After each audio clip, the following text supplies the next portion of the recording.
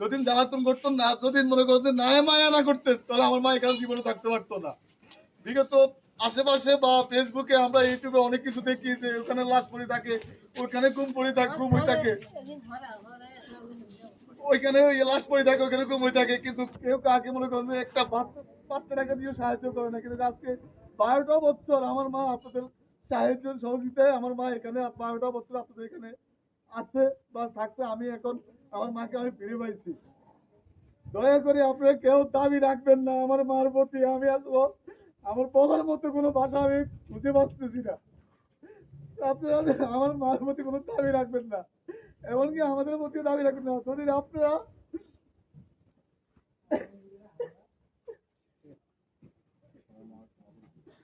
সবাই আমার মাকে আল্লাহর রাস্তায় ক্ষমা করে দিয়ে, কারণ আপনাদেরকে অনেক জ্বালাতন করছে, অনেক বিরক্ত করছে। দীর্ঘদিন 12টা বছর আপনাদের মায়া মমতা আমার মা বাঁচিয়ে আছে। আপনাদের কারণে আমি আমার মাকে পাইছি।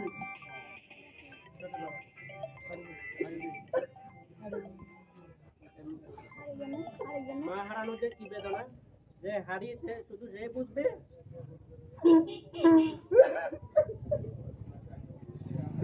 একসময় আমার কিচ্ছু ছিল না, আমাদের কিচ্ছু ছিল না। আমার বাবা মারা যাওয়ার পরে আমার যে একটা সংসার ছিল, আমার মায়ের যে একটা সংসার ছিল, একটা টিনের ঘরের ভিতরে বা একটা সংসারের ভিতরে কি না থাকে, তালাবাটি কিচ্ছু।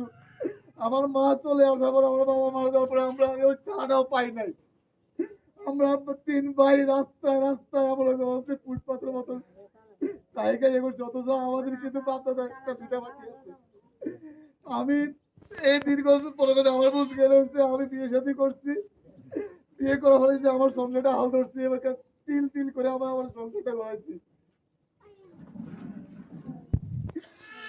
আমি পারি নাই যে একমাত্র তখন আমার এরকম অর্থ আর্থিক সহযোগিতা ছিল না যে আমি আমার মাকে ট্রিটমেন্ট করবো। হয়তো ইনশাল্লাহ আপনাদের তো এখন আমরা 3 ভাই কর্মজীবিত আছি, বা 3 ভাই ইনশাল্লাহ আমরা এখনই আছি। এখন আমাদের আশা করি আমাদের পিছনের দিকে তাকানোর মতো আর সুযোগ নাই।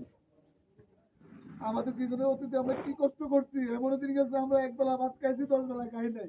আমরা এরকমও কষ্ট করছি যখন আমার বাবা মারা গেছে, আমার এই ব্রেন খারাপ হয়ে গেছে কিনা, আমরা এরকম কষ্ট করছি। পোস্ট মায়ের চিত্রের ভিতরে নিজের হিন্দার লুঙ্গি গায়ে দিয়ে শুয়েছি, একটা গাঁথা পর্যন্ত পাই নাই। আমার ফ্যামিলির একমাত্র একটাই ছিল, আমার বাড়ির উপরে আমার ওয়াইফ ছিল, এই বিধে আমরা থাকতে পারি নাই। আমরা আসলে খুব নিবেদিত, খুব ইয়েতে আমার বোনটাকে আমরা মানুষ করছি, 3 ভাইয়ের চলতে মাদ্রাসা পড়াইছি, মাদ্রাসা